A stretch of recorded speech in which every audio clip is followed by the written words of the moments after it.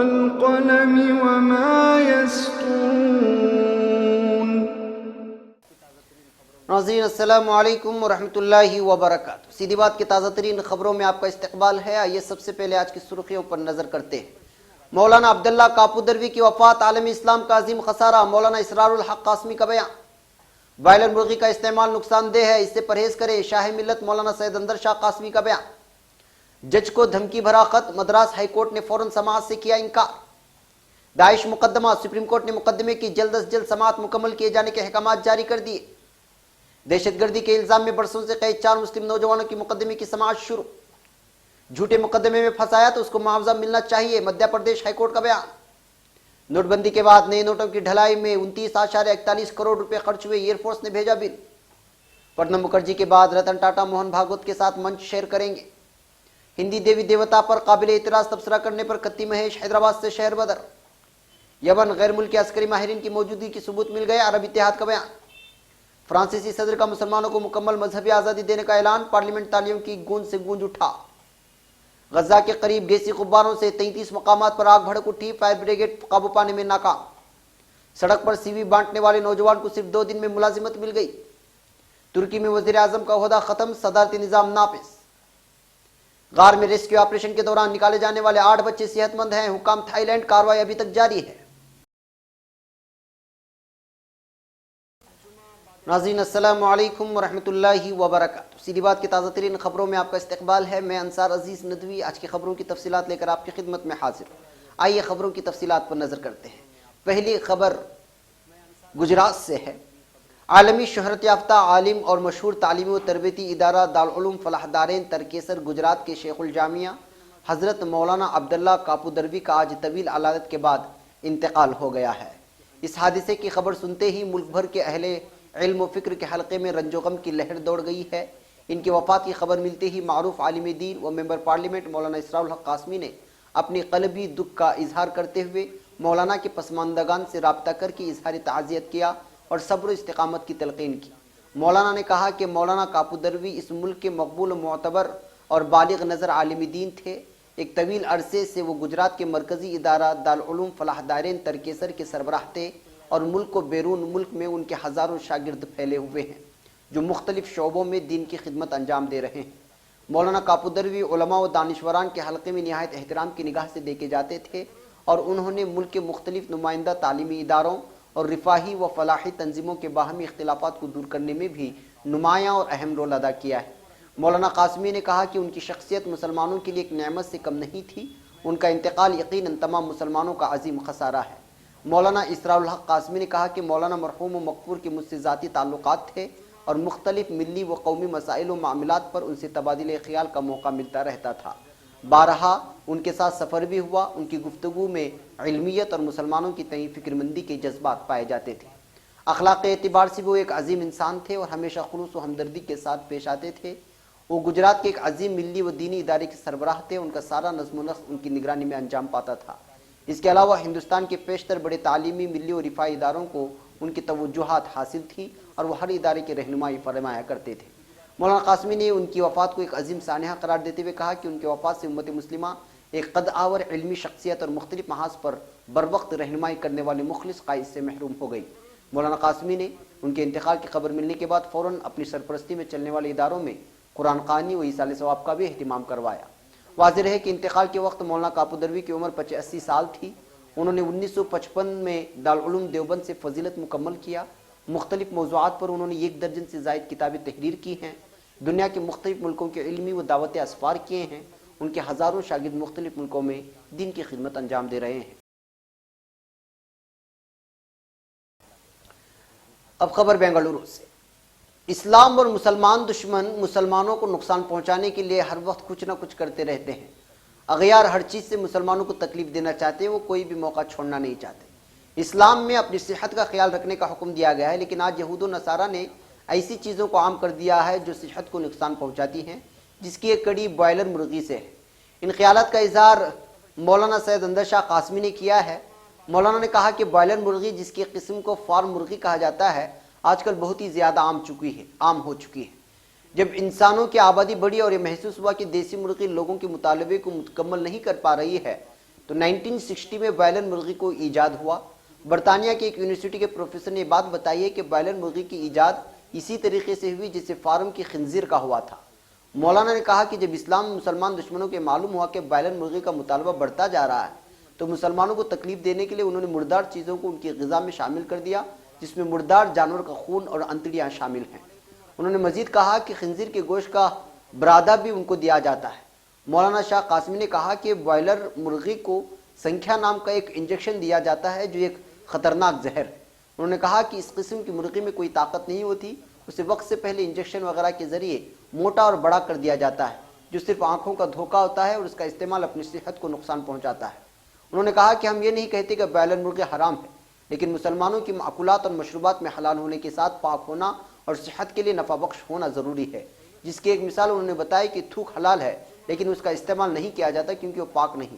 مولانا سید انظر شاہ قاسمی نے اپیل کی کہ آج ہی سے بائلر مرغی جیسی زہریلی خوراک لینا بند کرے اور اپنے رفقا کو بھی آگاہ کرے، ورنہ مستقبل میں اس کے نقصانات اور کئی ایسی بیماریاں سر اٹھائیں گے جو سنبھالا نہ جا سکے گا۔ اس کے بدلے دیسی مرغی وغیرہ کا استعمال کرنے کی انہوں نے تجویز پیش کی ہے۔ اب خبر نئی دہلی سے۔ مدراس ہائی کورٹ نے 18 ایم ایل اے کو نااہل ٹھہرائے جانے کے تمل ناڈو اسمبلی اسپیکر کے حکم کے خلاف فیصلہ سنانے والے جسٹس ایم سندر کو دھمکی بھرا نامعلوم خط بھیجنے والوں کے خلاف کڑی کارروائی کی مانگ کو لے کر فوراً سماعت کی درخواست کو نامنظور کر دیا ہے۔ چیف جسٹس اندرا بنرجی اور جسٹس پی ٹی آشا کی بینچ نے کہا، ہم اس معاملے میں مداخلت نہیں کر سکتے ہیں، پولیس اس پر غور کرے گی۔ حالانکہ دی ہندو کے مطابق اس معاملے کے سامنے آتی مدراس ہائی کورٹ کی چیف جسٹس اندرا بنرجی نے چنئی کی پولیس کمشنر اے کے وشوناتھن سے بات کی تھی اور جسٹس سندر اور ان کی فیملی کے تحفظ میں اضافی جوانوں میں تعیناتی متعین کرنے کو کہا تھا۔ غور طلب ہے کہ مدراس ہائی کورٹ نے اے آئی اے ڈی ایم کے باغی 18 ایم ایل اے کی نااہلی کے معاملے میں جزوی فیصلہ سنایا تھا۔ چیف جسٹس اندرا بنرجی نے تمل ناڈو اسمبلی اسپیکر پی دھن پال کے ذریعے 18 ایم ایل اے کو نااہل قرار دینے کے حکم برقرار رکھا، جبکہ ان کے ساتھ جسٹس ایم سندر نے اسپیکر کے فیصلے کو غیر قانونی قرار دیا تھا۔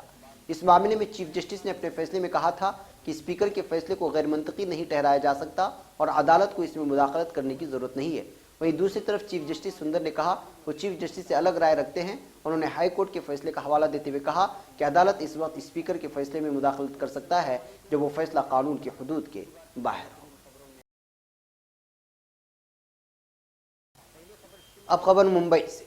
ممنوعہ تنظیم داعش کے رکن ہونے اور دہشت گردانہ سرگرمیوں میں ملوث ہونے کے الزامات کے تحت کلیان کے ساکن عریب مجید کی ضمانت عرضداشت پر آج سپریم کورٹ آف انڈیا میں سماعت عمل میں آئی، جس کے دوران ایک جانب جہاں عدالت نے ملزم کو ضمانت پر رہا کرنے سے انکار کر دیا، وہی نچلی عدالت کو حکم دیا کہ وہ مقدمے کی جلد از جلد سماعت مکمل کرے۔ اطلاع آج یہاں ملزم کو قانونی امداد فراہم کرنے والی تنظیم جمعیت علماء مہاراشٹرا قانونی امداد کمیٹی کے سربراہ گلزار اعظمی نے دی ہے۔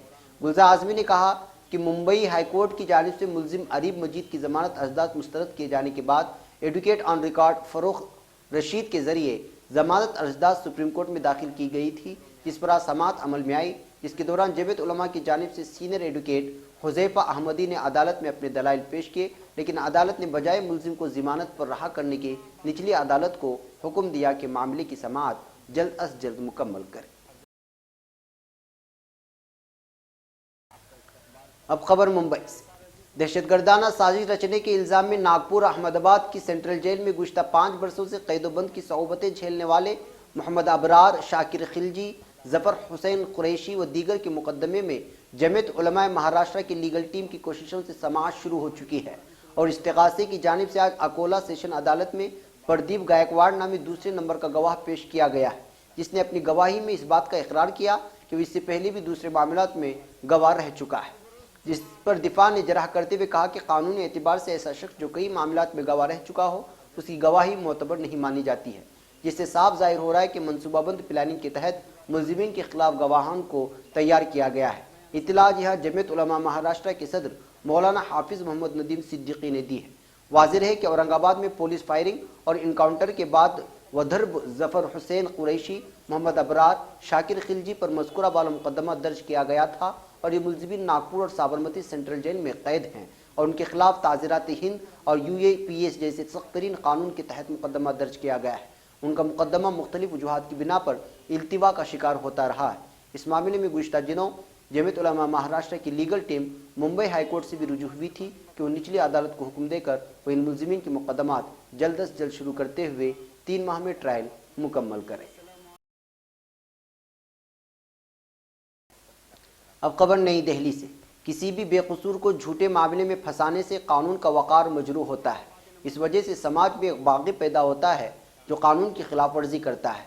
गुमराहकुन जांच और गलत इस्तिग़ासा आखिरकार उसकी वजह बनते हैं। अगवा के मामले में एक शख्स को फंसाने के लिए हुकूमत को मुआवजे की हिदायत देते हुए कोर्ट ने कहा कि अगर गुमराहकुन जांच और गलत इस्तिग़ासे की वजह से बेकसूर मुलजिम को परेशानी झेलनी पड़ती है तो जिंदा रहने के हक़ के तहत उसको हुकूमत से मुआवजा पाने का हक़ है। मध्य प्रदेश हाईकोर्ट के ग्वालियर बेंच के जस्टिस एस.ए. धर्माधिकारी और जस्टिस आनंद पाठक ने इन दोनों लोगों की अर्जी कबूल कर ली, जिनको निचली अदालत ने आईपीसी की दफ़ा 364 के तहत और मध्य प्रदेश डकैती वेरन प्रभावत क्षेत्रा अध्ययन की दफ़ा 13-11 के तहत मुजरिम मानते हुए सज़ा दी है। निचली अदालत ने इन मुलजिमीन को उम्र कैद की सज़ा सुनाई है।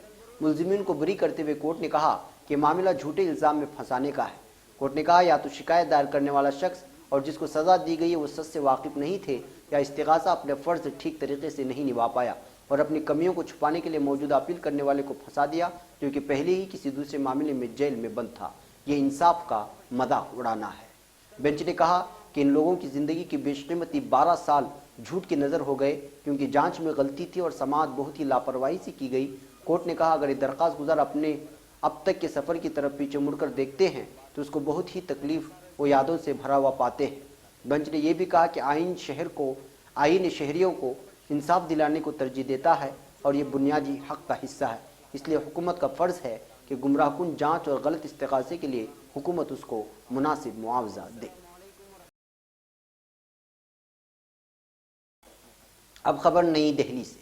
नोटबंदी के बाद जारी किए गए 2000 और 500 रुपये के नए नोटों की ढलाई में हिंदुस्तानी एयरफोर्स के हवाई जहाज़ C-17 और C-130 जे सुपर हरक्यूलिस के इस्तेमाल पर 29.41 करोड़ रुपए से ज़्यादा की रकम खर्च की गई। वज़ीर-ए-आज़म नरेंद्र मोदी ने 8 नवंबर 2016 को 500 और 1000 रुपये के पुराने नोटों को बंद करने का ऐलान किया था।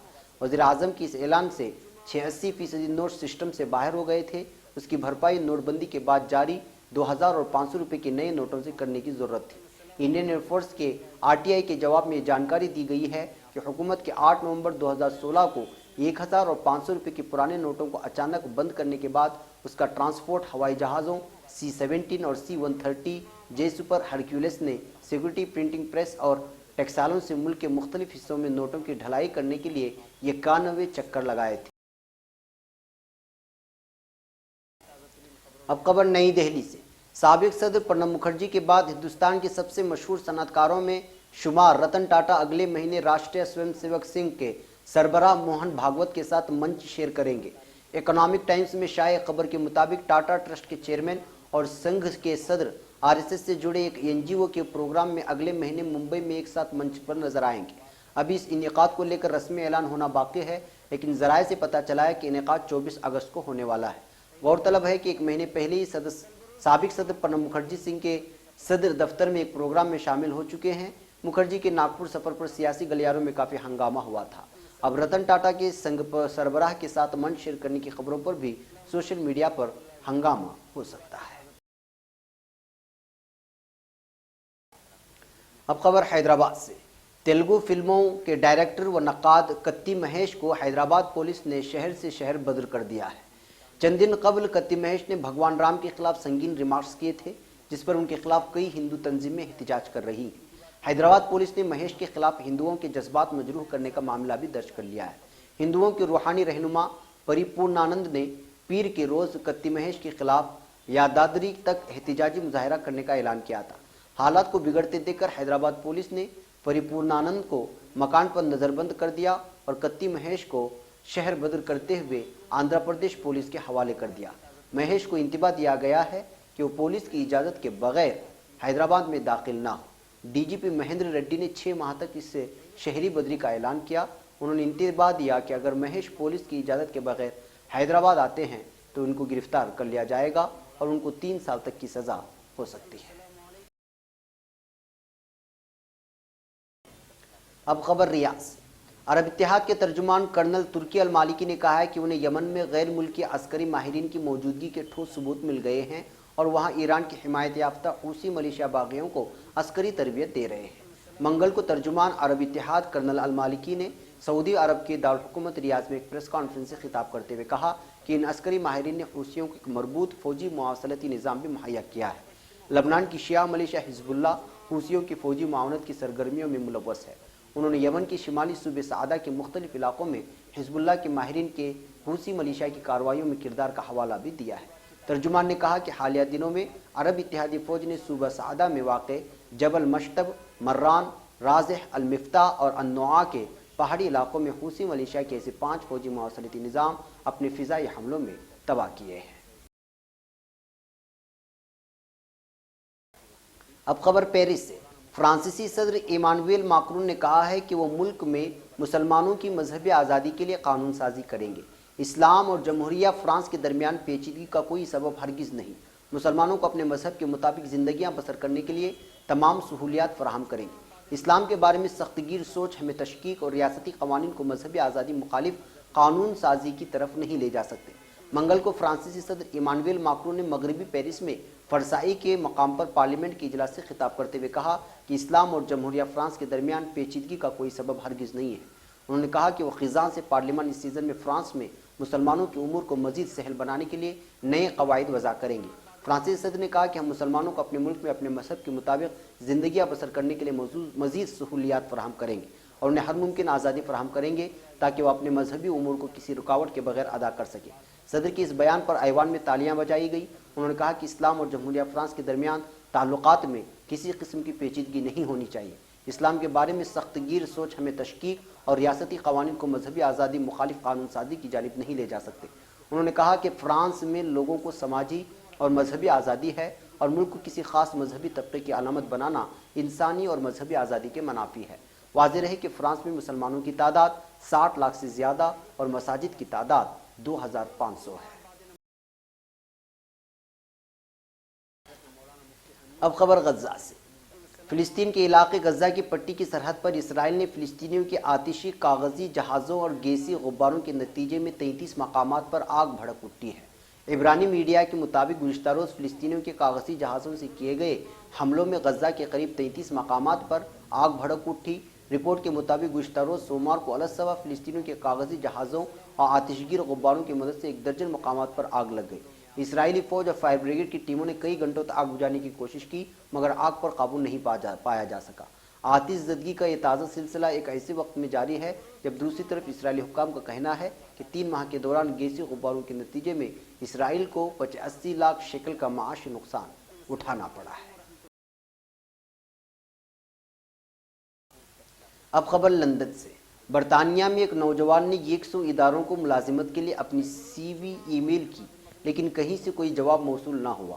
اس کے بعد اس نے مصروف ریلوے اسٹیشن پر لوگوں میں اپنا سی وی تقسیم کیا جس کے صرف 2 دن بعد انہیں ملازمت کی پیشکش ہو گئی۔ شمالی مشرقی لندن کے علاقے ویلڈ میسٹو میں رہنے والے کامران حسین نے درجنوں کمپنیوں کو ای میل کے ذریعے اپنا سی وی بھیجا لیکن انہیں کسی ایک ادارے نے بھی جواب نہیں دیا۔ اس کے بعد کامران نے ایک انوکھا طریقہ اختیار کیا اور روزانہ صبح 5:30 بجے بیدار ہو کر لیورپول اسٹیشن جاتے۔ پہلے روز انہوں نے صبح 7:30 بجے تک اپنی سی وی کی 35 کاپیاں لوگوں میں تقسیم کر دی۔ انہوں نے اپنے ساتھ ایک کاغذ پر لکھ رکھا تھا، ایک پرجوش اکاؤنٹنٹ، بنیادی سطح کی ملازمت کا متلاشی۔ جس کسی نے بھی کامران سے سی وی مانگا انہوں نے اسے دیا۔ اسی روز لنچ کے بعد وہ دوبارہ اسٹیشن گئے اور ان کے پاس صرف 4 کاپیاں سی وی کی بچی اور لوگوں نے اسی دن انہیں نوکری کی پیشکش شروع کر دی۔ اگلے روز انہیں انٹرویو کال آ گئی اور اب وہ ایک ادارے میں ملازمت کر رہے ہیں۔ 21 سالہ کامران نے اسے اپنی زندگی کا ایک انوکھا تجربہ بیان کیا ہے کیونکہ وہ کمپنیوں کی جانب سے جواب نہ پا کر بہت مایوس ہو چکے تھے۔ اس کے بعد انہوں نے عوام میں جانے کا فیصلہ کیا اور وہاں ان میں دلچسپی لینے والوں میں سی وی کی کاپیاں تقسیم کی اور ان کا یہ انوکھا طریقہ بہت کارگر ثابت ہوا۔ کئی لوگوں نے کامران سے بات بھی کی اور ان کے لیے نیک خواہشات کا اظہار کیا۔ انہوں نے بتایا کہ وہ یونیورسٹی آف کینٹ سے فارغ التحصیل ہے۔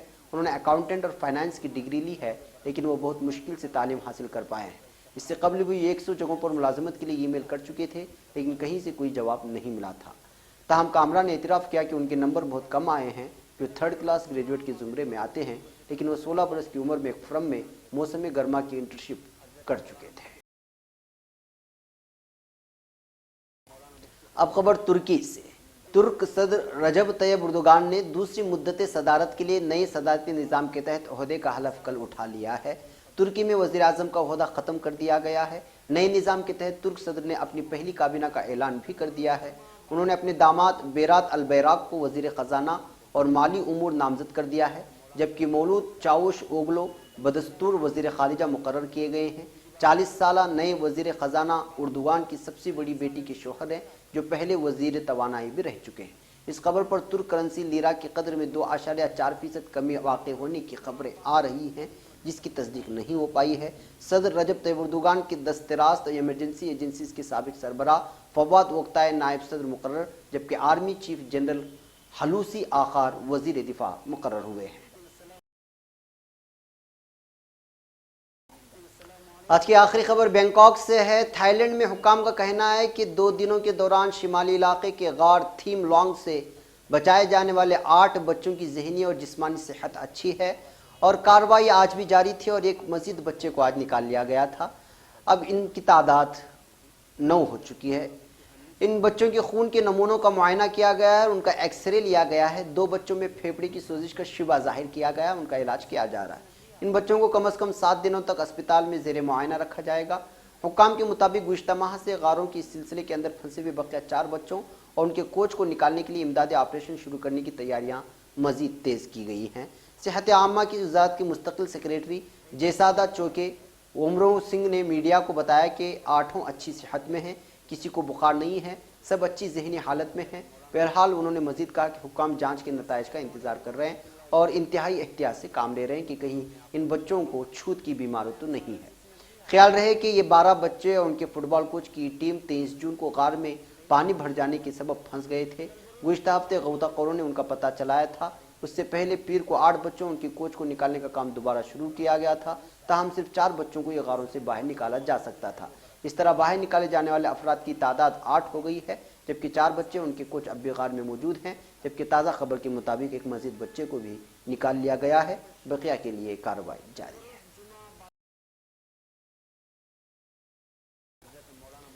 ناظرین، یہ تھی آج کی تازہ ترین خبریں۔ اگلی تازہ ترین خبروں کے ساتھ پھر آپ سے ملاقات ہوگی۔ اجازت سے پہلے پھر وہی درخواست کہ آپ ہمارے چینل کو سبسکرائب کرنا اور ہماری ویڈیوز کو شیئر کرنا ہرگز نہ بھولیں۔ ہمیں یہاں پر اجازت۔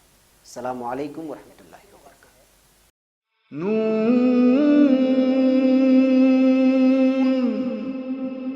والقلم وما